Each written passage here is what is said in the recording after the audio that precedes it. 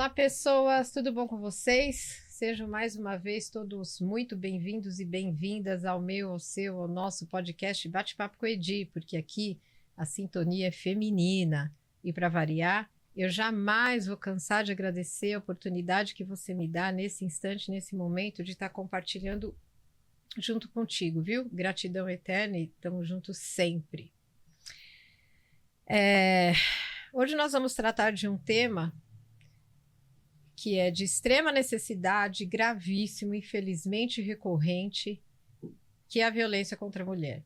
Eu não vou me estender muito aqui nessa abertura, porque eu trouxe duas convidadas de peso para que nós possamos continuar falando, porque já gravamos um episódio sobre isso há um tempo atrás, inclusive com uma convidada que está aqui conosco novamente, eu sou muito grata, para que nós possamos discorrer sobre isso, porque isso parece uma praga, né?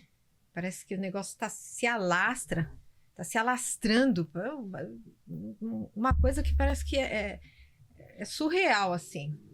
Mas, da minha parte, já basta sobre isso. Meninas, apesar de um tema pesado, grata por estarem aqui, as mãozinhas, minhas queridas, muito grata. Tati, por você estar de volta aqui com a gente. Muito grata, sua presença é sempre muito bem-vinda aqui. E você, maravilhosa. Gente, essa mulher é também fodástica, ela vai estar se apresentando. Pode chamar você de Pati? Pode. Tô amiga íntima já, gratidão por estar aqui, viu, minha querida? Eu vou pedir para vocês se apresentarem, para quem está lá em casa. Quem são vocês? Escolha aí quem quer começar, fiquem à vontade. Bom, Edi, primeiro, obrigada pelo convite, por voltar. É uma honra, é um prazer. Apesar de difícil o tema, acho que é necessário a gente falar. Me apresentando para quem está chegando agora, não assistiu o nosso primeiro bate-papo. Isso. Meu nome é Tatiane, eu sou advogada, especialista em direito penal e processo penal e também especialista em atendimento a mulheres vítimas de violência doméstica e violência sexual. Ui, e você, amor? Boa noite, Edi. Boa noite, a Tati. Já estamos íntimas aqui, né? Muito feliz de estar aqui com vocês. Feliz pela unidade, né? Pela sororidade entre as mulheres. Essa coisa da abertura aí com o aperto de mão, para mim, foi muito importante. A gente faz muito isso nas rodas de conversa, a gente abraça, né, as mulheres. E meu nome é Patrícia, sou da Guarda Civil Metropolitana há quase 9 anos. Fiquei dentro do programa da Guardia Maria da Penha pelo menos 4 anos e meio, né? Sou jornalista de formação, continuo também atuando como jornalista. Ok. Sou uma pastora mística, me definiram dessa forma, porque eu trabalho com todas as correntes, todas as pessoas que querem fazer o bem. Ponto. E é isso, vamos lá. Maravilhosas, meninas lindas e mulheres que são lindas por dentro e por fora, né? Porque escolheram atuar numa causa de defesa das mulheres, né? Utilizaram aí o seu dom para se dedicar a isso, né? Eu acho isso muito legal. Apesar de ser um tema dolorido, né? Mas, como infelizmente faz parte da nossa realidade, precisamos de pessoas que estejam, de boas pessoas, de bem de caráter, que estejam dentro desse meio, para que se faça aquilo que é necessário, por vozes que muitas vezes não conseguem, que se calam ou são calados de alguma forma, né? Infelizmente, esse tema mexe muito comigo, ou eu fico muito nervosa, ou eu fico muito emotiva, porque não dá para passar ileso a tudo isso, né? Não tem como. A partir do momento que a gente normalizar isso, minimamente nós estaremos nos equiparando a quem? Né? E Deus me livre de um dia eu chegar a esse ponto. Jamais. Vamos lá. Vamos começar por aqui. O que afinal caracteriza uma violência contra a mulher? Que eu acho que, apesar de nós estarmos hoje vivenciando, infelizmente, muito isso, eu percebo que isso ainda gera muitas dúvidas. E a gente começa daí e a gente vai transcorrendo. Fiquem à vontade, os microfones são de vocês.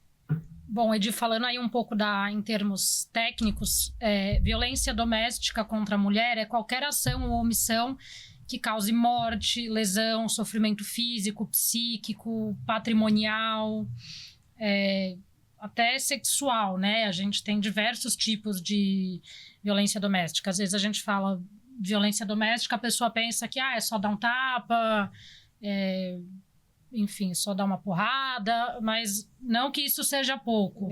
Mas a violência doméstica, ela é muito mais abrangente. Então, a gente tem, sim, a violência física, que é essa ofensa à integridade física da mulher. A gente tem a violência psicológica, que é causar humilhação, qualquer conduta que fique ali causando danos psicológicos, então xingamentos, menosprezar. A gente tem a violência sexual, que, enfim, também conhecemos muito aí, popularmente conhecida como estupro, mas não só estupro de manter uma relação contra a vontade daquela mulher. Por exemplo, num casamento, se o homem tira o preservativo sem avisar a mulher, isso é uma forma de violência sexual, isso caracteriza estupro. Infelizmente, é mais comum do que a gente imagina. A gente tem a violência patrimonial, que é você esconde o dinheiro, ou às vezes você destrói algum bem físico daquela pessoa. Você, enfim, tudo isso que envolve os bens materiais, seja o dinheiro ou outros bens materiais. E a gente tem a violência moral, que é espalhar mentira, inventar boatos, expor a intimidade do casal ou daquela mulher.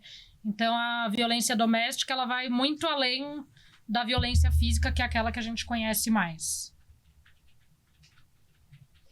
E na experiência de vocês, quais são os sinais de alerta? Olha, eu costumo falar, a gente que está aí no chão da fábrica, não só a doutora, porque a doutora também ouve muitos relatos, né? Quando chegam os relatos das mulheres, mas é diferente da gente que está, no chão da fábrica, lidando diretamente com essa mulher. Então, o que eu percebo dos atendimentos, não só dentro da Guardinha Maria da Penha, mas dentro das rodas de conversas que eu faço em comunidades, que é um trabalho que eu faço à parte, né? Que eu faço com muito orgulho, com muito carinho, aonde me chamam eu vou, presto esse serviço aí para a sociedade. O que mais angustia, na verdade, a questão para mim da violência é a violência velada, disfarçada de gentilezas. Isso é um perigo, né? Que é Isso é muito capcioso, né? Que é o que mais ocorre logo no início do relacionamento, que vem como forma de cuidado e a mulher não percebe. Você sabe que eu estava conversando com uma amiga hoje, que ela estaria aqui conosco, não deu tempo dela vir, tá? E ela comentou comigo. E eu nem imaginava que essa amiga tinha passado por isso. E aí ela, conversando hoje, ela falou assim, então, eu tive um relacionamento de alguns meses com uma pessoa. E aí essa minha amiga é autônoma, né? Ela teve um problema lá no trabalho. E aí teve que se desligar. E aí essa pessoa que estava com ela, não, quanto que você ganha para fazer essa atividade? Ela, eu ganho X por semana. Ele falou, não, então você não precisa mais, porque ele tem condições para tal, eu vou te ajudar. Eu coloco isso para você na sua conta todos os meses. Ela, não, mas eu não quero. E ela é uma pessoa muito ligada à questão de natureza. Aí ele ligou para ela depois de um determinado momento. Então, você gostaria de morar onde? Na praia, no campo? Fala, porque eu vou comprar um local para a gente morar junto, exatamente onde você quer. E lá você vai poder fazer suas coisas. E um dia ela estava com frio. Vamos lá na loja comprar roupas. Eu acho que quando... Eu comentei uma coisa assim com ela. Quando a mulher está, acho que no estado de fragilidade emocional... Quando esse cuidado ele vem dessa forma, eu acho que é uma linha muito tênue para essa mulher distinguir o que é esse tipo de abuso, do que é o cuidado, do que é o afeto, né? O real, da real intenção. Porque, claro, existe o afeto real, existe, sim, lógico que existe. Mas qual que é a linha tênue que separa e ajuda a gente a distinguir um do outro? Olha, no dia a dia eu costumo falar para as mulheres o seguinte, especialmente quando a gente pega situações em que a mulher ela não se percebe. Porque, assim, o mais difícil não é você pegar essa mulher e levá-la para fazer um boletim de ocorrência. O mais difícil no dia a dia, quando a gente chega com a viatura, é você olhar para essa mulher, ter uma escuta qualificada, que graças a Deus e todos os seres de luz, a Guardiã Maria da Penha tem. Nós temos pessoas capacitadas, pessoas que realmente estudam sobre aquele fenômeno que é a questão da violência doméstica. E eu preciso olhar para essa mulher e enxergar ela como uma vida especial ali para mim. Que é como a gente faz. Então, eu preciso sentir cada mulher, cada situação. Não existe uma definição específica. Porque cada vida, ela é diferente, cada ser é único. Então, dentro daquela mulher ali, existe um universo. Então, eu preciso analisar e olhar perfeitamente cada uma. E como é que eu faço isso? Com uma escuta qualificada. Essa mulher não é ouvida. Quem que ouve a mulher? A mulher, ela foi, criada e gerada para o quê? Para o cuidar. E quem cuida dessa mulher? Quem cuida de quem cuida? Quem cuida de nós? De mim, que sou do Guardiã Maria da Penha, da doutora Tati, você que é apresentadora, que também tem sua vida, que é mulher por trás. Eu falo assim pro pessoal, por trás da farda, existe um ser humano aqui. Claro. Não é? É a mesma coisa que advogada. As pessoas acham que a doutora Tati está 24 horas ali e que, olha, tem que me responder na hora que eu mando o WhatsApp porque eu quero saber do meu caso. Oi? Então, a linha que você falou é tênue, só que não existe alguma condição específica. Só que a gente percebe antes da mulher, porque quando ela está dentro... Ela não se dá conta. Ela não se dá conta de que está no ciclo da violência, que é o que a gente chama, né? É muito difícil essa percepção, porque como você estava falando, de a Paty também já tô íntima aqui. Já. Tava Somos trazendo... todas íntimas. Boas amigas de muito tempo. Tava trazendo o relato dela, muito importante, inclusive, de quem tá na rua no dia a dia. Começa realmente com esse cuidado, com esses atos de serviço. E os homens vão fazendo isso aos poucos, de forma que a mulher, de dentro da relação, ela não vai perceber. Mas vai chegar em um determinado ponto que aquele homem vai ter um controle sobre a vida dela. Putz, você vai lá no cinema ou no barzinho com as suas amigas? Que amiga que vai? Que horas que você volta? Nossa, que fofo, ele tá super preocupado comigo, vai me oferecer carona. Às vezes, sim, realmente existem esses atos genuínos. Mas muitas vezes esse homem quer saber onde você tá, com quem você tá, que horas você volta. Muitas vezes ele vai, eu vou ali de surpresa te buscar. Porque ele quer ter o controle da sua vida. A gente vem de uma sociedade machista que os homens acham que eles têm controle sobre o corpo, sobre os sentimentos, sobre o pensamento, sobre o dinheiro, sobre a vida das mulheres como um todo. Sobre a vida das mulheres como um todo. E isso vem enraizado há muitos anos. Embora a gente tenha hoje no Brasil um arcabouço legislativo super robusto, eu cheguei a mencionar da última vez que eu estive aqui, em termos de legislação para proteção a mulheres vítimas de violência doméstica, o Brasil é um dos países mais avançados no mundo. Ainda assim, isso é muito recente. Agora, em 2026, a Lei Maria da Penha vai completar 20 anos. 20 anos? E não basta você ter a lei. A gente tem entre a lei e a efetividade de usar os aparelhos públicos previstos em lei. Aí você tem um abismo gigantesco entre o que está aqui no papel e o que está funcionando ali na ponta. E acho que a Paty, melhor do que eu, vivencia. A gente está em São Paulo, a maior cidade do país.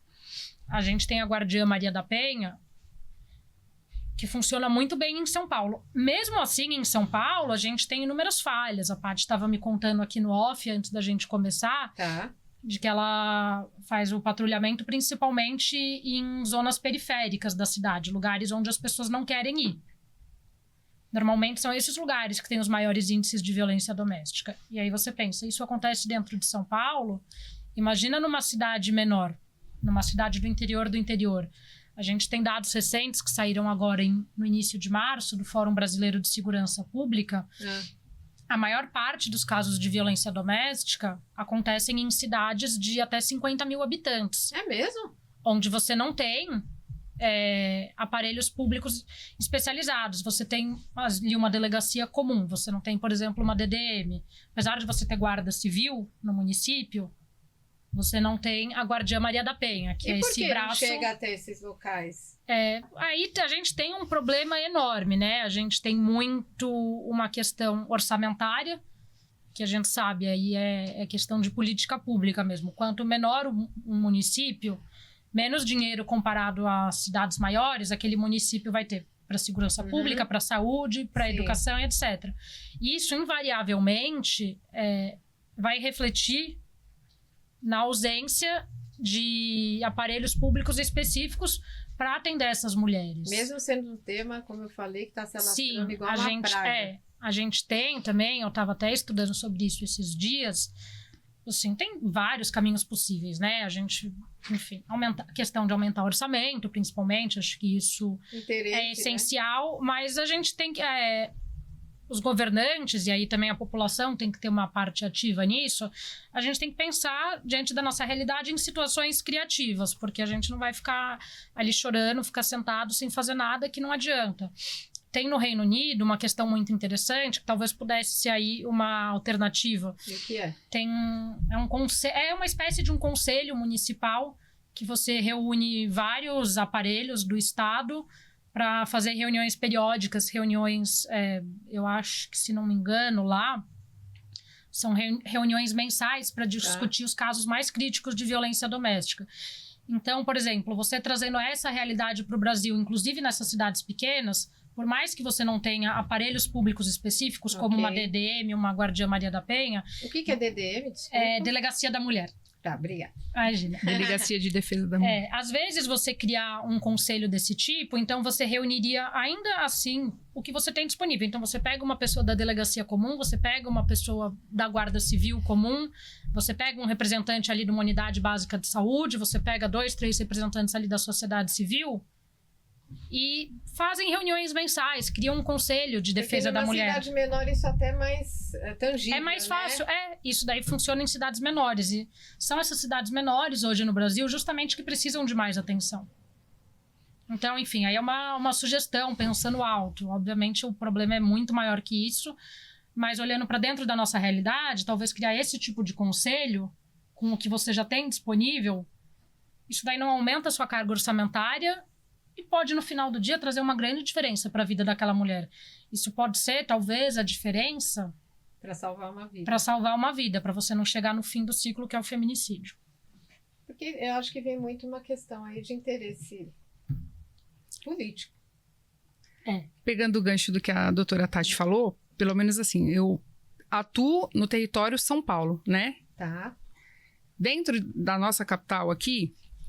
A gente, na parte central da cidade, a gente tem muita coisa boa, né? Temos. Quais são? Nós temos a Casa da Mulher Brasileira, que a doutora, obviamente, deve conhecer. Dentro da Casa da Mulher Brasileira, ela tem todo o equipamento público necessário para eu ajudar essa mulher que está passando por uma situação de violência doméstica. Então, essa mulher, ela foi acolhida?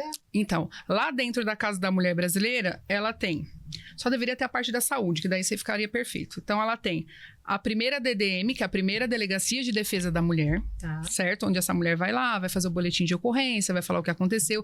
Tem uma sala de atendimento específica para receber essa mulher, para ter o acolhimento dessa mulher. E aí, essa sala é com psicólogo, alguma coisa assim? Tem lá dentro psicólogo, tem conselheiro tutelar, tem defensoria pública, tem casa de passagem e casa de alojamento. Casa de passagem é quando a gente pega uma mulher em situação de violência de madrugada, que é normalmente o horário que eles, né, cometem a violência com as mulheres, e ela tem 4, 5 filhos, enfim, ela fica nessa casa de passagem de 28 a 48 horas, né, e fica nessa casa ali até a gente encontrar o quê? Um abrigo sigiloso para ela.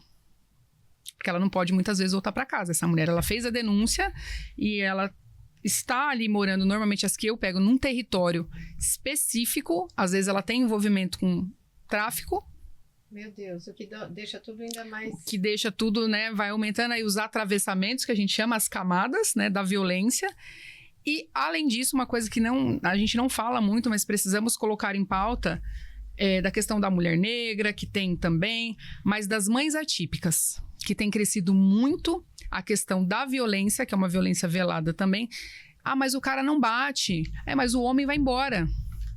Essa mulher, que é uma mãe solo, ela acaba se tornando uma mãe solo, negra, com um filho que é uma pessoa com deficiência, ou ele é síndrome de Down, ou ele é autista, né? Tem transtorno espectro autista, nível portador 1, 2 e 3. Certo. Ele tem TEA, ele tem... Então, assim, é uma gama quando você vai olhando os atravessamentos que você fala assim, puxa vida, quem é que vai cuidar dessa mulher? Porque é muito específico. Quando você vai entrando dentro dessas camadas, é muito específico. E aí, não só falando de comunidade, a gente também tem a mulher que mora nos jardins.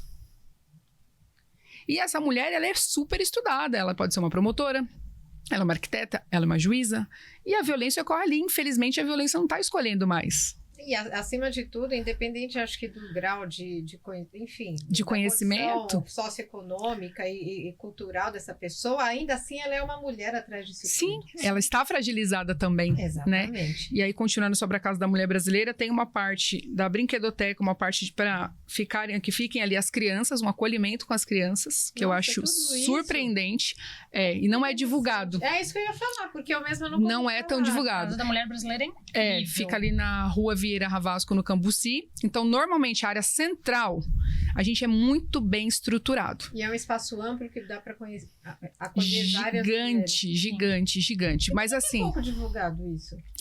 Porque não há interesse da política pública, só há interesse do governo. Eles que criaram e mantêm. Mas só há interesse que contradição é essa? Do poder público nessa época que nós estamos entrando agora. E eu sempre falo com as mulheres, cuidado com as promessas eleitoreiras. Eu falo ano de eleição, eles querem mostrar números. Ah, sim, claro. É o que dá clamor. Assim, então, economia, segurança pública como um todo.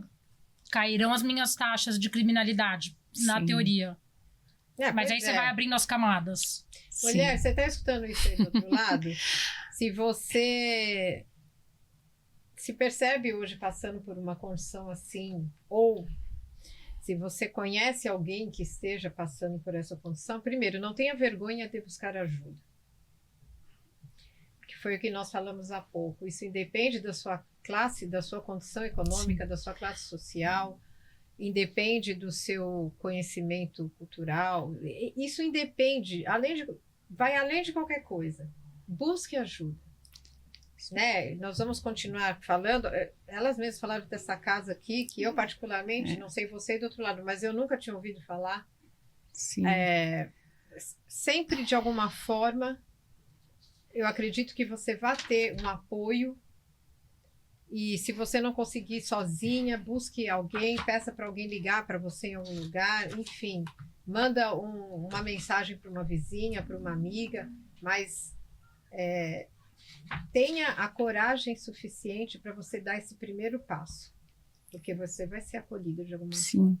Aí, continuando dentro do aparelho, né, da parte de aparelho público, a gente tem, eu não posso falar só da área central, porque a gente tem também na Zona Norte, na Zona Leste, na Zona Sul, os centros de referência da mulher. Centro de referência da mulher. Que são núcleos semelhantes a uma Casa da Mulher Brasileira, não com a mesma estrutura, não com todos os aparatos que tem, mas que é como se fosse um posto descentralizado ali, para que as mulheres, uma ramificação, para que essas mulheres tenham um mínimo de atendimento. Um SOS, pronto-socorro, né? Mais ou menos. E aí, pegando o gancho no que a doutora falou sobre a sugestão de que ela viu em outro país, eu trabalho ali, né? Também atuo muito no território ali de Jandira. O município de Jandira é pequeno. Nós inauguramos agora, a gente já tinha a Guardiã Maria da Penha, mas não tinha o espaço da Guardiã Maria da Penha de Jandira, e inauguraram agora. Na verdade, o espaço já existia há 1 ano, mas foi inaugurado agora por campanha política, né? Que será? Pintaram a fachada e tá tudo lindo. Pegando o gancho no que a doutora falou, lá no nosso território, nós não temos uma delegacia de defesa da mulher. Lá não tem. Nós não temos uma casa de alojamento. Nós não temos um abrigo para essa mulher que sofre uma violência, normalmente de madrugada. Então, o que nós pensamos enquanto políticas públicas, eu digo nós, eu articulando junto com conselheira tutelar, junto com assistente social, o que nós, enquanto sociedade civil, porque eu também faço parte, né, claro, posso fazer? Gente, vamos unir forças. Os coletivos feministas, eu preciso falar dos coletivos, são maravilhosos para isso. tá? Então, o que nós temos na região oeste? Nós temos uma coisa chamada consórcio Cio-Oeste. Que seria o quê? Seria exatamente o que a doutora acabou de sugerir aqui, que seria muito interessante em todas as regiões. As cidades que não têm os equipamentos públicos que deveria ter necessários para atender aquela demanda de mulheres, o que a gente faz? A gente une forças. Eu sei de uma cidade que tem mais estrutura, que é Barueri. Óbvio, né? Tem a questão do Alphaville e tudo mais. Sim. Além de Barueri, eu tenho as cidades vizinhas. Tenho Barueri, eu tenho Cotia, eu tenho Carapicuíba, eu tenho Osasco. O que a gente pode aqui juntos, essas cidades, Embu, que nós juntas aqui, Tabuão, que faz parte também do Consórcio Oeste, fazer em prol da questão da mulher. Só que eles pautam não só a mulher, eles vão pautar toda a parte de segmentação, de habitação, de tudo. Mas o que nós podemos fazer? Olha, Jandira, a gente não tem aqui um equipamento, uma casa, um alojamento para essa mulher, não tem um abrigo. Qual cidade aqui pode fornecer abrigo aqui mais próximo para as mulheres de Jandira? Para quem que eu posso encaminhar? No que o Cio-Oeste, esse consórcio entre cidades, pode me ajudar? Já existe. Consórcio lá Cio-Oeste a gente tem. Só que você tem que o quê? Estar em cima, né? Fazendo Você tem que força. provocar o poder público. Porque se você não provocar, quem é que provoca isso? É uma Patrícia, é uma doutora Tati, que vai lá, ó, não, eu vim aqui no Cio-Oeste, nós tivemos uma reunião, tá em ata, que vocês iriam disponibilizar um equipamento para que as mulheres lá da minha cidade fizessem exame de Papa Nicolau. Ou vocês vão disponibilizar para fazer testes sabe, para fazer mamografia, para fazer isso, para fazer aquilo outro. Que cidade que pode fornecer aqui para mim? Eu tenho uma mãe atípica, aí você leva casos. Porque dentro da Jandira tem uma Secretaria Municipal da Mulher e Igualdade Racial, que funcionam juntas, que para mim não deveria. São coisas distintas. Mas acaba colocando tudo no mesmo bolo. Por quê? Falta capacitação técnica. Coloca um monte de pessoas à frente, ou conselheiros tutelares, ou, né, que não tem, às vezes, nem a formação técnica naquilo ali. Mas é filho de um político, é parente de um vereador, e tá lá. E não é uma pessoa que vai lutar pela comunidade. Gente, isso é uma podridão, né? É uma podridão e a gente estava até pensando aqui, voltei para pegar os números, Edi. A Paty está relatando todos esses problemas estruturais em cidades da região metropolitana de São Paulo. Uhum. Agora você pega, por exemplo, estados como Acre, Mato Grosso e Rondônia, que foram o top 3 estados com as maiores taxas de feminicídio no país. É mesmo? Então, em números... no levantamento de 2025. Ah, tá, isso que eu ia perguntar. 2025. A gente tem em números totais... Como que é Acre? Mato Grosso e Rondônia. E Rondônia. Em números totais de feminicídio, a gente tem liderando aí São Paulo, Minas e Rio. Só que não basta olhar os números totais. A gente olha também a taxa por 100 mil habitantes. Que aí é a proporção da população feminina que é morta em razão de condições do sexo feminino. É só para você ter nascido mulher. Basicamente, sim. Gente, que E aí a gente olha esse? que esses índices são maiores nesses 3 estados, Acre, Mato Grosso e Rondônia. Então, se a gente enfrenta esse tipo de problema estrutural que a Paty está trazendo aqui, na região metropolitana da cidade mais rica do país, quiçá no interior do Acre, no interior do Acre. que por si só já é um estado que a gente sabe que as pessoas brincam muito que o Acre não existe. A gente tem um levantamento, inclusive a Paty estava falando agora sobre essa questão existência de serviços especializados. Apenas 29% dos municípios brasileiros considerados de pequeno porte, e aí a gente fala são os municípios de até 50 mil habitantes, apenas 29% desses municípios têm pelo menos um serviço especializado. Uma delegacia da mulher, ou um abrigo, ou alguma... Não enfim, ou. Apenas 29% das cidades de pequeno porte têm um serviço especializado. Não à toa são justamente nessas cidades as maiores taxas de feminicídio. Então, sim, esse tipo de serviço, esse tipo de equipamento público faz muita diferença. Gente, agora isso que elas falaram me acendeu uma questão aqui. Estamos em ano de eleição. Cara, prestem atenção em quem vocês vão escolher. E assim, eu acho que a nossa participação começa daí e continua depois que você elegeu aquela pessoa lá que você escolheu. A sua responsabilidade, ela se mantém em acompanhar e cobrar esse cidadão, Sim. essa pessoa, seja lá quem for. Porque é a nossa parte de responsabilidade essencial nisso. Isso é essencial. Porque penso eu que a partir do momento... Isso aqui é uma leiga falando, se eu estiver errada, vocês, por favor, me corrijam. A partir do momento em que nós colocamos lá essa pessoa X, eu acredito que talvez nós tenhamos a mesma força de fazer um barulho e, quem sabe, chegar a tirar essa pessoa X, mas para isso tem que ter a vontade, a mobilização da população para que isso aconteça, porque a gente passa a ser o fiscal de tudo isso. Sim. Porque senão a gente vai viver nesse looping que nós vivemos, nesse modus operandi de sempre. Vem eleição, vem as promessas. Aí volta, e a gente se repete, a gente fica que nem cachorro correndo atrás do rabo, né? Posso dar uma dica, como especialista Por em políticas favor. públicas e quem está aí no chão da fábrica e também participo de muito coletivo. Uma das dicas que eu dou para as mulheres nessa época de eleições: visite o gabinete deste candidato X, deputado federal ou deputado estadual. Entre nas redes sociais dele de anos anteriores e vê se realmente a pauta dele Isso, boa! sobre boa. mulher, porque tá super em alta, né, doutora? Né? Aí todo mundo agora quer pegar o filho. Ah, porque agora deu a questão da misoginia, agora quer lei, aí todo mundo agora é o pai da criança.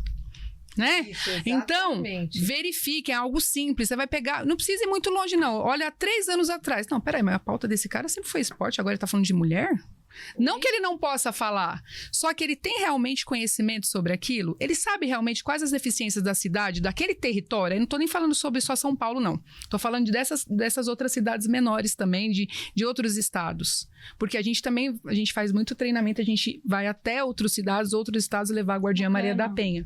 É importante falar. A gente tem uma formação técnica para o quê? Ser agente multiplicador dessa força que é a Guardinha Maria da Penha, de passar a parte de leis, Que legal. de implementar. Então, ou a gente vai no estado, que às vezes é de difícil acesso, que tem comunidades ribeirinhas. Eu sou bisneta de indígena, Paiaiá, me preocupo muito com essas pessoas, né, com as indígenas. Faço muita roda de conversa aqui na aldeia do Jaraguá, Marcilac, Parelheiros.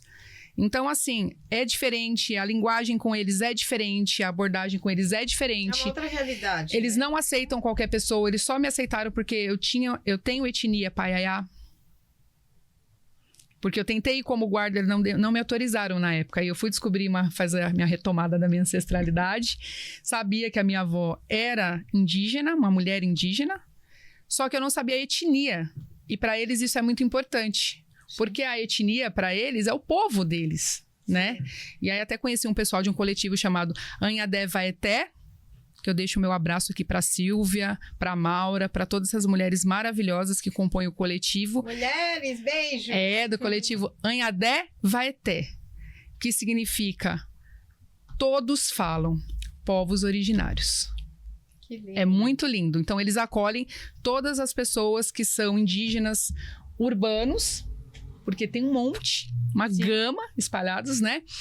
Que não sabem. Uma minoria que não é vista, né, gente? Que não é vista, e mais, a violência ali dentro é gigantesca, por conta da questão cultural. Porque é inadmissível uma criança de 9, 10 anos ter uma iniciação sexual com o pajé e você falar que isso é cultural, isso é estupro. Né, doutora? Olha, é um tema sensível esse. Sim. Como lidar com uma situação dessa? Independente da situação, pode ser dentro de uma tribo, dentro de uma oca, a lei é válida para todos. Independente de qualquer situação. Independente. A lei vai ser aplicada para aquele povo originário, né? Tudo bonitinho, conforme, a doutora vai poder falar melhor, conforme as leis que a gente tem do país.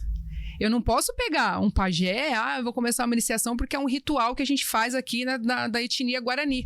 Oi? Não. E aí, como fica isso?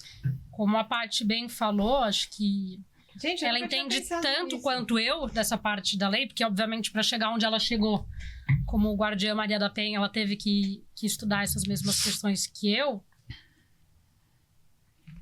Estupro, vamos falar um português claro. Uhum. Qualquer relação não consentida. Sim. E qualquer relação com menor de 14 anos. Ponto. Seja dentro de uma comunidade de um povo originário, seja dentro de uma igreja, Seja dentro de um quilombo um centro espírita, um terreiro, seja num apartamento de 500 metros quadrados nos Jardins, seja num barraco em Paraisópolis. É estupro, ponto. Qual que é o desafio se isso acontece dentro de uma comunidade de um povo originário, dentro de um quilombo, Sim, enfim, dentro desses espaços? Como que é isso, gente? A gente enfrenta o desafio, primeiro, que é muito difícil o poder público acessar esses lugares. A Paty falando ali, ela na qualidade de uma agente querendo levar informação, só conseguiu adentrar uma comunidade de um povo originário, não como guarda civil. Mas sim por conta da ancestralidade dela, que ela tem uma etnia de um povo originário. Sim. Então, assim, eles têm essa questão cultural muito forte e são povos, não povos fechados, mas historicamente são povos que são marginalizados, eles estão, sim, em situação de vulnerabilidade. Sim. Então, eles são povos que são historicamente muito violentados pelo Estado. Então, é muito difícil acessar o Estado entrar lá. Quando ele também tiver interesse de estar lá, né? Exatamente. Tem essa questão também, né? Então, tem essa questão por todo esse cenário. E aí, isso traz uma dificuldade muito grande, inclusive nesses casos de violência doméstica e estupro. Aí você não vai conseguir... É muito difícil você conseguir acessar esses lugares. Mas é como a Paty falou, é muito importante a gente pontuar que existem, sim, situações de violência doméstica, situações de violência sexual em qualquer lugar. Dentro dessas comunidades, dentro de templos religiosos no geral. Vamos fazer assim. É verdade, né? Isso acho que mais comum do que a gente imagina, né? As pessoas, os líderes religiosos... Os ditos líderes, né? Os supostos líderes, eles se aproveitam justamente da fé daquelas pessoas. As pessoas que estão num lugar desse, elas estão... Não deixa de ser uma situação de vulnerabilidade. Com certeza. Então, é muito difícil alguém buscar algum templo religioso, seja ele de que crença for, quando ela tá tudo bem ali. Né? Ela vai geralmente quando ela tá com algum ponto de dor. E ela vai desarmada. Exato. A pessoa que procurou um lugar desse, exatamente. Ela tá desarmada. Total. Ela tá ali buscando algum conforto, né? Seja porque ela precisa de uma ajuda, ou seja porque aquilo faz bem de alguma forma para ela. Então ela deixa os problemas dela na porta do lado de fora. E às vezes vai encontrar um pior. Então isso pode acontecer em qualquer lugar. Não é uma exclusividade em comunidades de povos originários, também existe. Também não é uma exclusividade da Igreja Católica, dos centros espíritas, terreiros de Umbanda, terreiros de Candomblé, sinagogas, igrejas evangélicas. Não importa, onde basta ter pessoas. Não tem cara. A gente tem as taxas, obviamente, aí, cerca de 60% dos feminicídios, que é o último ponto aí da violência doméstica, cerca de 60% desses crimes vitimam mulheres negras. 60%? Aproximadamente. Mas não só. Não só, mas 60%. São mulheres negras. Pior, cerca de 66% desses casos acontecem dentro da residência da vítima. Dentro da residência. Então, é aquela pessoa, é o seu companheiro, é o seu pai, é o seu irmão, é um primo, é um tio. E é um paradoxo, né? Porque nós temos como o nosso lar, o nosso lugar de refúgio. Sagrado, né? Não é? O nosso sagrado, lugar de né? proteção. E aquela pessoa que está ao seu lado ali, você subentende que ela está ali para ser o seu parceiro, para ser aquela pessoa que cuida, que te apoia. E você ali, dentro desse espaço, que para você é um espaço sagrado, que é o seu ponto de refúgio, teoricamente de segurança, que você ali se torna de fato vulnerável, sem defesas, você está ali aberta. E aí, de onde você menos espera, vem a maior punhalada que você pancada, pode receber. Né? Literalmente. Infelizmente, literalmente. Né? Pegando esse gancho da doutora Tati, a violência ocorre sim nesses espaços, né? De poder religioso que existe, né? Pessoas que às vezes não têm o mínimo de capacitação técnica ou estudo, normalmente eu posso falar com todas as letras, igrejas neopentecostais, onde o Joãozinho, né, que é uma pessoa simples ali do bairro, ele, né, se torna um líder ali dentro daquela comunidade, e o Joãozinho, ele é diácono, e o Joãozinho daqui a pouco é missionário, e daqui a pouco o Joãozinho, ele é pastor, né? Tá. E é um espaço de poder. Sim. É um espaço de poder. É mesmo, né, gente? É um espaço de poder. Nisso, né? E aí, o Joãozinho, ele articula esse espaço de poder não conforme apenas a cartilha e a doutrina ali daquela comunidade ali. Ele começa a se achar muito importante ali. Então, ele coloca algumas regras, algumas doutrinas que não são propriamente ditas daquela igreja neopentecostal. E aí o Joãozinho, ele se sente no poder e no direito, se eu tô falando com coisa, porque eu sei, porque aconteceu lá em Jandira, tive que prender. O Joãozinho, que é pastor, ele achava que ele podia dar chicotadas nas costas da esposa dele, que era pastora, porque ela, para purificá-la do pecado toda quarta-feira. Meu Deus, como assim, gente? Toda quarta-feira ela era purificada do pecado. Só que ela precisava provar isso. Eu fiz uma roda de conversa nessa igreja neopentecostal, que eu não vou citar o nome por questões claro. éticas. Lógico. E ao término, eu vi que ela estava muito angustiada, essa líder. Eu fiz com mais de 60 mulheres uma roda de conversa, porque na roda a gente fala que ela é ancestral. Ela abraça, ela acolhe, tá todo mundo ali no mesmo nível. O formato, né? E essa mulher, eu acho que ela abraça, se sente segura e se sente confortável. Porque ela se sente pertencida àquele meio. Exato. Né? E aí ela vai poder se abrir, Sim. porque sem medo de julgamento e nem nada, né? E aí eu costumo fazer uma dinâmica com elas, já de cara, para quebrar um pouco isso, esse estigma, né? Daquela coisa, ai, tem uma pessoa ali que é policial e eu tenho que tomar cuidado com o que eu vou falar. E eu deixo elas muito à vontade. Então a gente tem uma dinâmica que eu posso fazer aqui rapidinho? Claro, lógico. Vou pegar essa folha aqui, eu vou amassar. Eu faço com uma folha de sulfite em branco, não sei se dá pra ver. E aí eu começo a conversar. Isso é uma das dinâmicas que eu faço. Depende muito do dia, do espírito, do ambiente, das pessoas. Eu deixo fluir. Olha, gente, fica a dica aí, você do outro lado. Gente, ela é uma policial, é uma pessoa atuante nisso, olha só. E aí uma das dicas que a gente faz, às vezes você tá numa roda, são 20, são 30, são 50 mulheres nesse dia. E aí eu falo assim, essa folha de papel somos nós, vamos representar cada uma de nós aqui. Só que como a gente tá em roda, a dor que eu senti, vocês vão sentir. Então a gente vai... Cada uma que falar uma coisa que eu vou perguntar aqui agora, a gente vai amassar esse papel. Olha, quando eu tive um relacionamento tóxico, a pessoa que eu tava falou o seguinte, que eu não ia arrumar ninguém melhor que ele. Aí todas vão e começa a amassar o papel. Ui. Gente, dá até um negócio aqui. Olha, aí eu falo, o que ele falou pra você que te machucou no seu relacionamento tóxico, seja com um homem, seja com uma mulher, Sim. né? Falou que eu sou burra. Todas vão amassar, porque nós estamos tomando as dores umas das outras, a gente tá em círculo. Olha, falou que eu sou burra.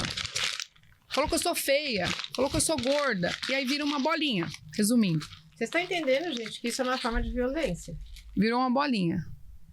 Quando eu cheguei nessa igreja neopentecostal, essa pastora estava assim. A própria pastora. Eu encontrei ela assim. Que é uma tantas líder mulheres, religiosa. e tantas mulheres. Isso aqui simboliza todas as mulheres que a gente vai encontrar em violência doméstica assim. A gente encontra elas assim. Meu Deus. E quando a gente entra, que eu falo, né, como agentes transformadores, que pode ser eu, pode ser você, pode ser qualquer uma de nós que estamos aqui. Porque eu não posso achar que eu sou a detentora da lei, da dona da verdade. Eu não sou. Só que eu tô aqui para ajudar essa mulher. O que eu, Patrícia, mesmo que não fosse guardiã Maria da Penha, o que eu posso fazer para ajudar essa mulher que tá toda amassada, acabada? Eu vou, pelo menos, escutar essa mulher. Acho que isso a gente consegue, né? Eu falo isso na roda. A gente consegue. A gente não tem 2 ouvidinhos e uma boca só? Então eu consigo escutar essa mulher.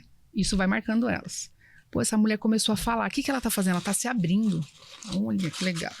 Ela vai falar sobre a violência psicológica, ela vai falar sobre a violência doméstica, ela vai falar... E eu vou começar a dar caminhos para essa mulher. Ah, mas eu não sou da guardiã, mas eu vou falar para ela, você tem que denunciar, você tem que, né? Cada uma dentro da sua possibilidade. No final, eu falo assim, olha, todo mundo desamassa o papel. Legal, essa mulher se abriu, ela foi lá, fez boletim de ocorrência, conseguiu a medida protetiva de proteção, né? Para que esse homem não vá matá-la, tá tudo lindo. Só que essa mulher ficou com o quê? Marcas. Nossa, que profundo isso, né? E que analogia interessante que você fez. Só que essas marcas aqui, a Patrícia vai curar? Guardinha Maria da Penha? Não. Quem que vai curar essas marcas? O Senhor Tempo. E cada mulher tem o seu tempo.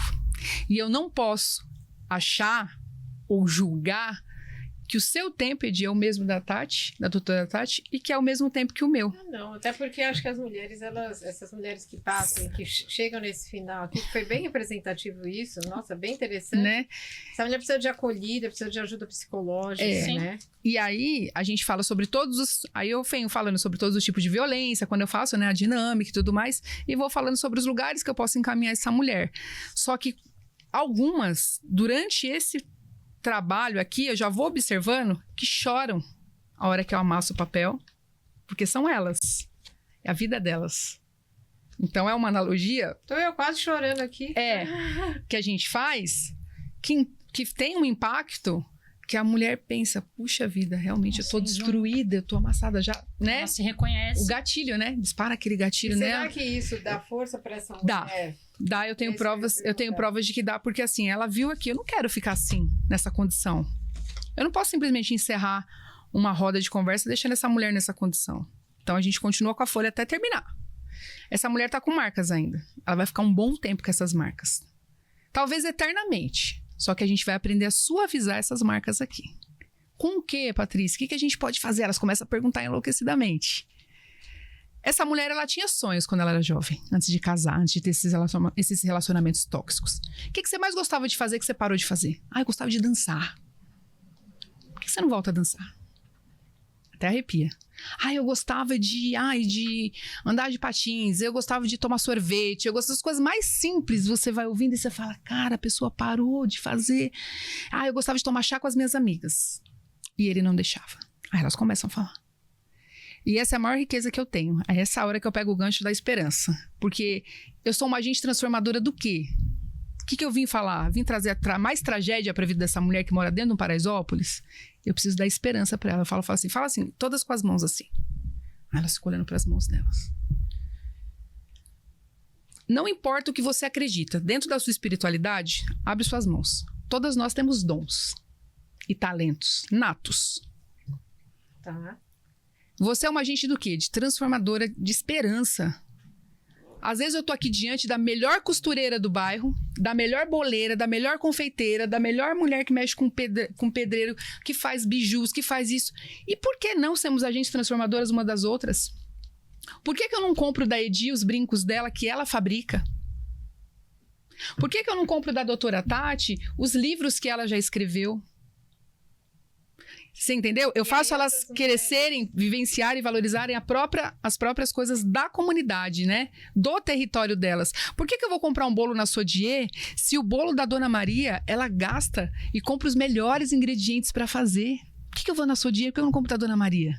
Você vai instigando a troca entre elas e elas vão se fortalecendo e se apoiando. Se fortalecendo. Ali, né? Porque é o que precisa ser feito. E ela precisa relembrar. Porque elas esquecem quem eu era antes de casar. Quem eu era antes desse relacionamento tóxico. Quem eu era. O que eu gostava de fazer. Por que eu parei de me maquiar? Então tem umas que falam, não, mas agora eu tenho autonomia. Eu vendo Mary Kay. Perfeito. Maravilha. É sobre isso.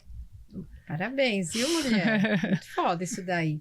Em termos práticos, o que uma mulher ela precisa fazer nas 24 horas, primeiras 24 horas depois, né, que ela sofreu uma ameaça séria, que algo aconteceu?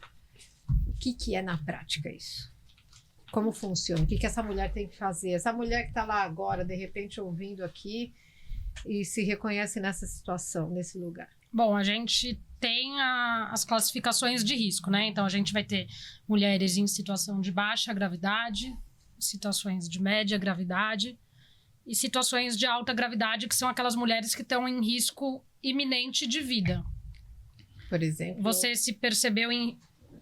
Putz, o seu companheiro, o seu ex-companheiro chegou em casa, vou dar um exemplo, assim, que é uma situação que a gente vê muito. Chegou em casa bêbado, começou a bater porta, quebrar não sei o quê. Cara, se você tiver a chance, você se tranca no banheiro e você liga 190. Pronto. É assim, situações de... Quando a sua vida está em... Quando você percebe a sua integridade física ou dos seus filhos menores, porque muitas vezes os companheiros agredem os filhos menores para agredir as mulheres por tabela. Mulher, né? Se você Meu percebe Deus, você ou os seus em situação de risco iminente, você não vai se deslocar até uma delegacia, você não vai entrar no site da delegacia online e fazer um boletim de ocorrência. Às vezes nem Não dá tem internet. tempo, né? Você vai pegar e você vai discar 190, que inclusive o seu celular ele funciona mesmo sem sinal para ligar para a polícia. E Exatamente. você nem precisa ter crédito, nada disso. Nada, né? é uma ligação gratuita que De funciona emergência, inclusive né? sem sinal. Então assim, essa é a primeira orientação número 0 que eu dou. Se você se percebe numa situação de risco iminente, não tente coisas mirabolantes, sei o quê. Vai no ligue básico. para a polícia e pronto. Assim, Se proteja, né, doutora, se de alguma proteja, forma. dentro, a gente está falando da sua integridade física, para você não entrar para essas estatísticas de mais de 1.500 feminicídios por ano no Brasil. Maria. Aí, se você tá numa situação ali de média gravidade ou de O que baixa... que é uma situação de média? Você vem sofrendo episódios de violência doméstica, mas, por exemplo, você ainda tem ali...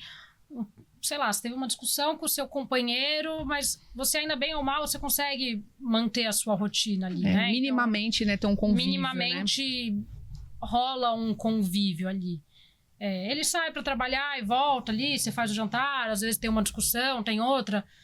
Já teve, às vezes, um episódio de agressão física, enfim, mas minimamente dentro da normalidade, você consegue ali manter uma rotina. Aí a gente tem 2 opções. Eu sempre oriento, obviamente, que eu acho que é mais efetivo O quê? procurar a delegacia presencialmente.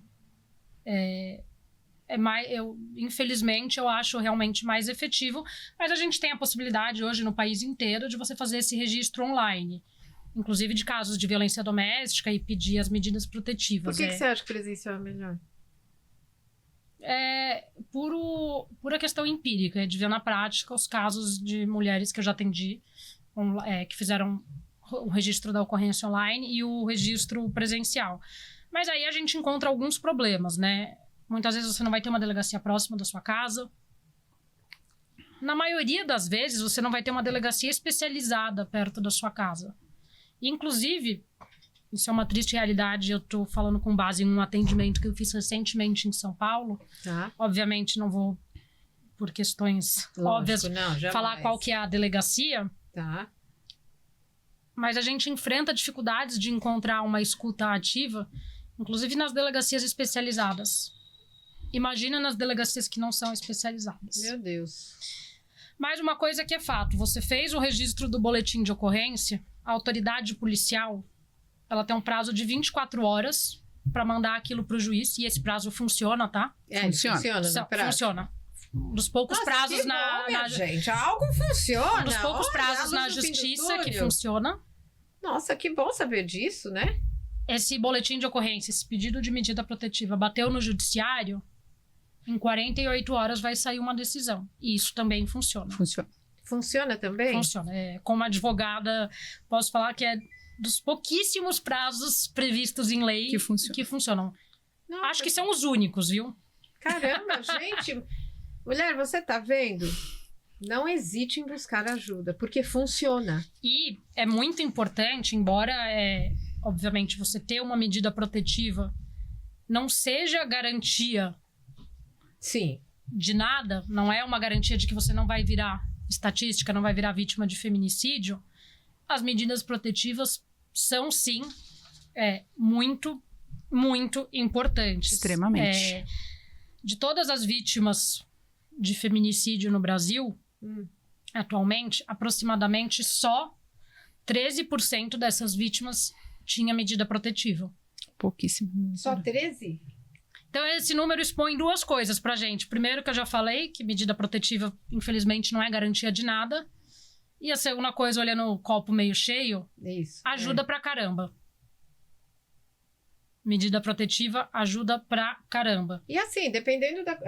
se você Salva já vidas. está nessa condição, você tem que buscar. Acabou. Independente se Ah, mas isso não resolve, gente, não importa, você está nessa condição, Salva você vidas. tem que buscar ajuda. Salva ponto. vidas. Só que é bom, doutora, a gente lembrar que a mulher ela precisa pedir a medida protetiva Sim. quando ela registra o boletim de ocorrência. Exatamente. Porque não é automático, tá? Então, a gente a gente que acompanha as mulheres aí no dia a dia, a doutora falou sobre ir presencial, eu sempre aconselho que seja presencial. Por quê? Principalmente violência física. Você tem que ir presencialmente. Para que eles possam ver ali, infelizmente. É melhor que vá, né? Assim, nas principais horas. Tem. Essa mulher tem Machucada, vergonha, né? essa mulher muitas vezes não quer registrar essa ocorrência, porque ela depende financeiramente do marido dela. Ela não consegue, não tem dinheiro nem para se deslocar. Mas Aí até a delegacia. A gente Mas leva é de muito viatura. importante, assim, a gente fala as medidas protetivas mais conhecidas, as mais famosas, vamos dizer assim, é proibição de contato, seja por celular, seja por redes sociais, etc. E proibição de aproximação a uma distância determinada e proibição de frequentar determinados lugares. Essas são as 3 medidas protetivas mais conhecidas. Mas a gente tem uma infinidade de outras medidas protetivas. A gente tem, por exemplo, o afastamento cautelar do agressor do lar. Então, antes que haja até uma decisão definitiva sobre um divórcio ou sobre partilha de bens, por exemplo, aquele agressor pode ser obrigado a deixar o lar, a deixar a residência. Ah, tá. Você tem, por exemplo, é mais recente, acho que de 2022, 2023, se eu não me engano, a possibilidade de um auxílio aluguel emergencial por um determinado período para aquela mulher. Tem valor de R$500. Você tem a possibilidade, por exemplo, infelizmente, não é nada, é uma ajuda de custo. risível, Eu costumo dizer que é uma ajuda de custo. É um vale-refeição. Mas às vezes para quem não tem dinheiro para comprar o pão, sim, não, Exato. sim. aí você tem, por exemplo, muitas vezes aquela mulher não quer sair. Ela até tem para onde ir, tem ali uma rede de apoio, é raro, mas às vezes ela tem uma rede de apoio, por exemplo, mas ela tem um filho menor com aquele agressor. E aquele filho menor está matriculado numa escola ali perto. Ela não quer sair, porque a gente sabe a dificuldade de vaga, que é uma vaga na rede pública de ensino. Exato. Então, tem uma medida protetiva que obriga você a abrir uma vaga Olha que interessante também. para aquele menor na residência mais próxima da vítima. Então, a Paty está sendo vítima de violência doméstica, ela tem E é obrigatório, viu, doutora? ela tem um filho menor de idade, ela vai sair ali da residência que ela mora com o companheiro dela, vai para casa da mãe. A mãe dela mora do outro lado da cidade. Ela fala, putz, vou tirar a criança da escola, lá não tem vaga, vai ser difícil. Não, é obrigatório e é na hora. Determinação judicial e tem que ser cumprida. Gente, olha... Sim. Então, assim, são apenas alguns exemplos e existe uma infinidade. E a gente tem aí agora, está caminhando, já foi aprovado pela Câmara dos Deputados e pelo Senado Federal, foi encaminhado para a sanção do presidente Lula. Automaticamente, a partir da entrada em vigor dessa lei, é uma lei do ano passado, mas ainda não entrou em vigor, o Lula vai sancionar, é só aí uma questão de tempo, automaticamente os agressores de mulheres vão ser obrigados a colocar tornozeleira eletrônica. Achei ótimo. Isso existe atualmente, mas não existe como uma medida protetiva autônoma. É decretado em alguns casos, em situações excepcionais, isso não é algo automático. Quando essa lei entrar em vigor, todos os casos de violência doméstica que acontecerem a partir do momento que essa lei estiver valendo, automaticamente os agressores vão ter que colocar a tornozeleira eletrônica. E não só a tornozeleira eletrônica. Junto com a tornozeleira eletrônica que esse agressor colocar, as mulheres vão ganhar um dispositivo. É mesmo? Como uma espécie de botão do pânico, vamos dizer assim. E, além disso, também está previsto nesse projeto um aumento da pena para o crime de descumprimento de medida protetiva. Então, assim, a gente já tem... a gente vê muito isso acontecer, né? A gente tem um arcabouço legal bastante robusto já no país e ele vai melhorar ainda mais. Embora a gente saiba que tem essa distância gigantesca entre a teoria e a prática, eu acho que é mais uma ferramenta extremamente válida e extremamente importante. Para ontem, né? Que, gente, ela funcione na prática. Você que está aí do outro lado, tá gostando desse conteúdo? Isso aqui é utilidade pública, pura. pura, extremamente necessária. Não está aqui com a gente ainda? Se inscreve, comenta, curte, compartilha. É uma força para nós aí nesse canal independente, que é o que eu falo sempre. O nosso intuito aqui sempre vai ser trazer o melhor para você, mesmo que seja um assunto de dor. Posso falar sobre 2 violências que não são tão comentadas, mas que a doutora acabou de citar uma, e ela tem nome, que é violência institucional. O que é violência institucional, Patrícia? É quando eu pego essa mulher, mesmo enquanto guardiã, levo essa mulher para a Delegacia de Defesa da Mulher. Eu, Patrícia, quando eu acompanho a mulher, eu vou dentro da sala e fico do lado dela, para ela registrar o boletim de ocorrência. Tem mulher que fica, presta sua mão, doutora, que ela fica segurando aqui, ó. Essa. Que ela fica assim comigo. Eu falei, eu tô com você, você não tá sozinha. De verdade. Segurando a mão dela até ela terminar o boletim, porque tem umas que tremem. Sim.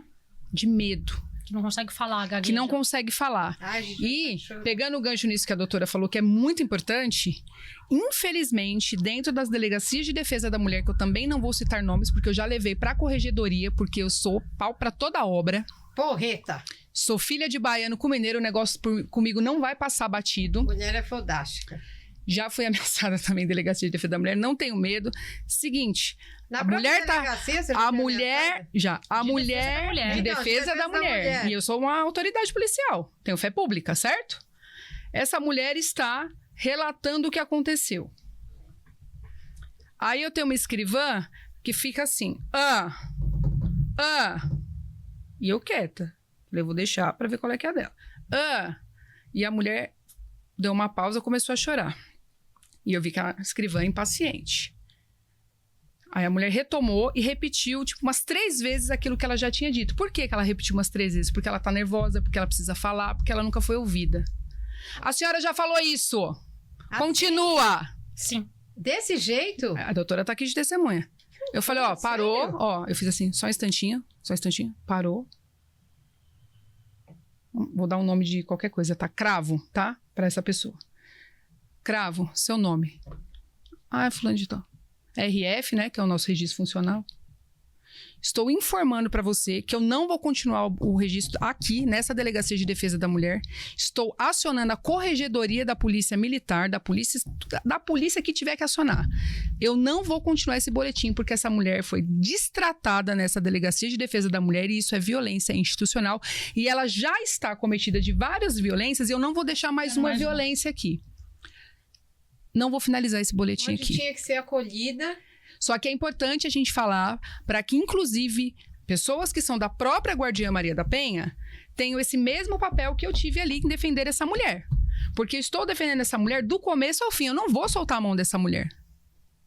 Tô falando até para essa câmera aqui porque é importante isso aqui. Esse relato é extremamente importante.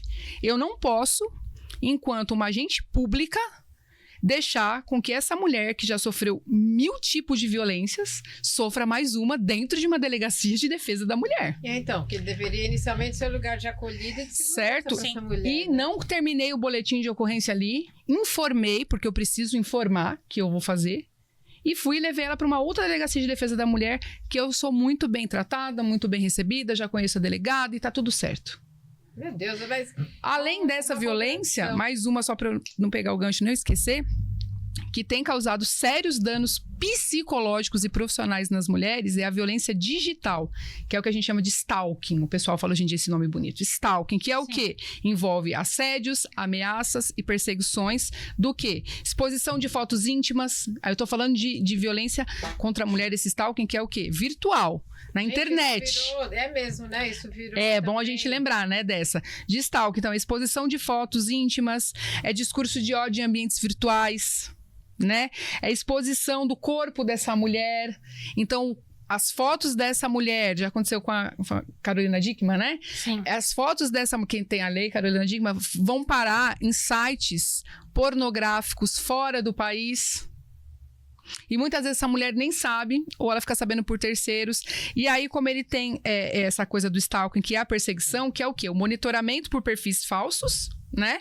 E envio excessivo de mensagem de intimidação para essa mulher. Só que é crime. Sim. Né? E consta aqui da lei 14.132 de 2021, e as denúncias podem ser feitas, diz que 80. Você tá vendo? É importante falar. E dentro dessa questão da violência virtual, que é o stalking, tem o assédio online também. Porque a mulher, às vezes, ela posta uma foto, aí vem os comentários ofensivos de cunho sexual e misógino, de ódio contra a mulher e de bullying. Isso também é considerado, enquadrado dentro desse stalking, é violência. É crime. Meu Deus do céu, a gente... Tá? Meu, pra onde você corre, Além você esbarra numa coisa. além da extorsão sexual, que eu falei que é o vazamento, né? A ameaça de divulgar nudes da mulher, né? Vídeos íntimos, frequentemente facilitados hoje em dia pela inteligência artificial, né? Que a gente tem que tomar cuidado. E aí tem uma outra coisa chamada, que não é muito falada, que é o doxing. Que é uma exposição não autorizada de dados pessoais, de endereço, de telefone dessa mulher. Colocando essa mulher dentro de uma coisa virtual ali, como se ela fosse uma garota de programa. Pega esses dados dela, que ele tem esses dados, eu sei onde você mora, eu sei onde você trabalha, e... Caramba. Enfim, né? É uma infinidade de convívios. E aí, dentro das pesquisas, né, Instituto Patrícia Galvão, estudos indicam que entre 16% e 58% das mulheres já sofreram violência online. E às vezes eu mesmo posso estar sofrendo agora sem saber, né? Quais as consequências para essa mulher? Crises de ansiedade, depressão, abandono das redes sociais, abandono do emprego, porque essa mulher começa a criar várias coisas, né? Eu vou passar vergonha, porque eu vou pro meu emprego, vão pensar o quê? Que eu sou... uma mulher que ela vai parar de sair de casa. Ela vai deixar de conviver com os amigos, às vezes com a própria família. Sim. Ela vai se fechando num casulo, porque ela tem vergonha de sair de casa, porque ela já foi exposta pra caramba. Discursos de ódio, né? Red Pill, né? Red Pill agora, né? Nós vivemos de rede social, a vida hoje praticamente gira em torno disso, né? De internet, de rede social. E essa mulher tá exposta aí, sabe Deus, pra... Há quanto tempo e aonde? Porque é um alcance muito rápido isso tudo. E aí, para fechar o pacote, que é importante falar para essas mulheres, né? Como se proteger e agir, que eu sou da ação, né? Então, é a segurança. Vocês têm que começar a utilizar senhas mais fortes, né? Não tem jeito. Ou você vai abandonar as redes, ou você vai usar senhas mais fortes para perfis falsos e conteúdos ofensivos. Denunciem. Procure uma delegacia de defesa da mulher, diz que 180, pede ajuda. Na própria rede social você vai lá, você pode ligar, você pode perguntar, você pode... É o que a doutora falou, não preciso estar com crédito, né? Não preciso, eu vou ligar de onde eu estiver, vai funcionar, tá? E é o que eu sempre digo, apoio. Busquem apoio psicológico. Importantíssimo. Para fortalecer. Acho que... essa mulher precisa, né? Antes mesmo, às vezes, de procurar os órgãos públicos, procurar a justiça, procurar uma delegacia, às vezes essa mulher ela precisa se fortalecer psicologicamente. Não há dúvida. Para depois isso, né? Conseguir buscar essa ajuda institucional do poder público. Sim. Olha só, gente, a direção já falou aqui, né? A direção chatolina, que eu só tenho mais 5 minutos, cara. E, infelizmente, é um assunto que tem muito ainda a ser falado. Esse nosso tempo aqui mínimo, passamos por algumas coisas, mas que foram de grande valia. Eu, particularmente, aqui escutei coisas que eu nunca ouvi falar sobre essa casa, sobre esses outros tipos de violência digital, institucional e tudo mais. Eu tenho certeza que nós tínhamos muito, muito mais a compartilhar e gostaria de deixar aqui o convite para que vocês possam voltar e nós darmos continuidade, porque, mais uma vez, isso aqui é utilidade pública. Essa mulher que está aí do outro lado, ela... Espero que... Na verdade, gostaria que você não estivesse na situação, mas se por acaso você estiver ou conhecer alguma outra mulher que esteja, às vezes é a vizinha do seu lado ali, que no olhar ela pode estar te pedindo socorro, busque essas formas de ajuda que elas colocaram aqui. Gente, porque infelizmente foi o que eu falei no início do episódio, parece que isso é uma praga que se alastrou. E eu não sei até onde vai isso. O que importa é o que nós conseguimos fazer hoje com o que nós temos. E é sobre isso, é sobre ir para essa prática, para essa ação. Porque senão, onde que isso vai parar? Porque acabar, infelizmente, eu acredito que não. Acabar definitivamente não. Diminuir talvez, Sim. né?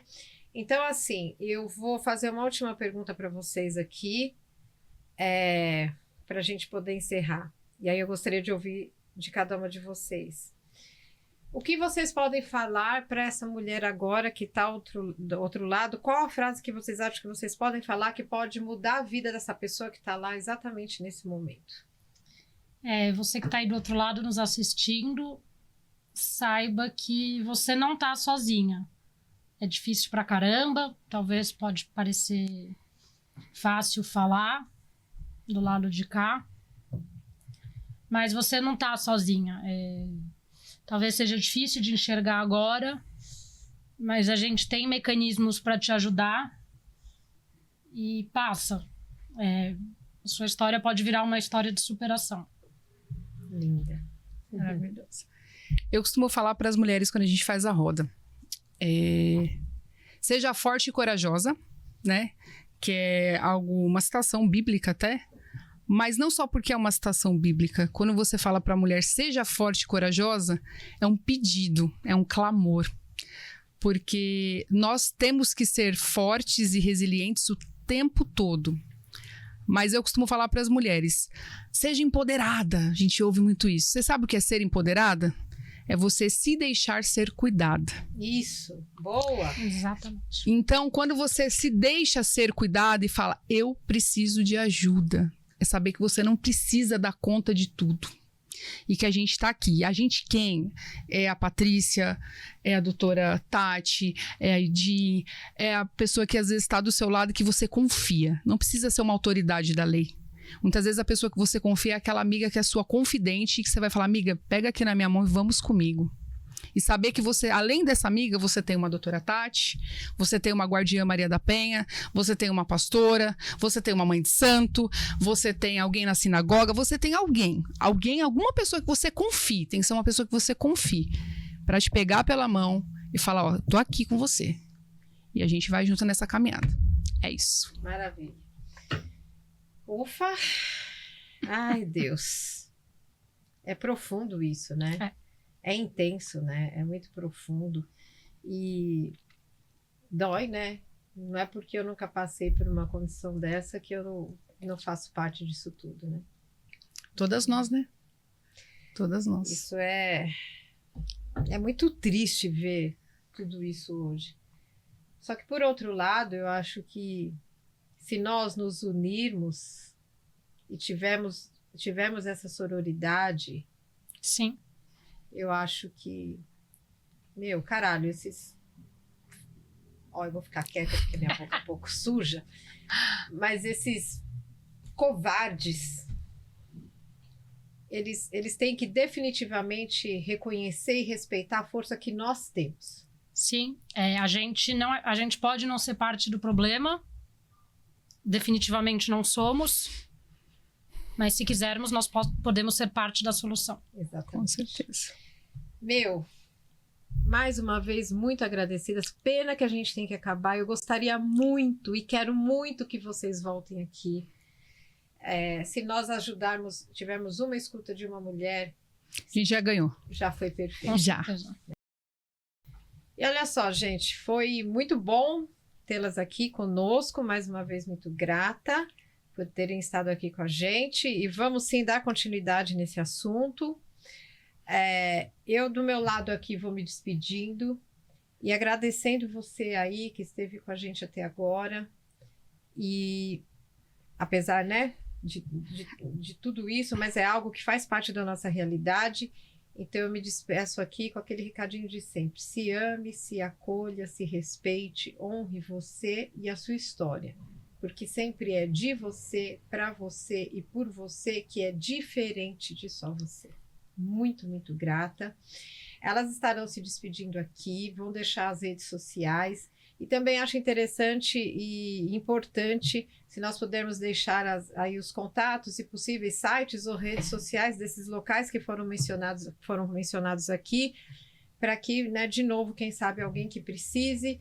E por isso que eu falo, compartilhe esse conteúdo. Pode chegar em alguém que nesse exato momento possa estar precisando disso aqui.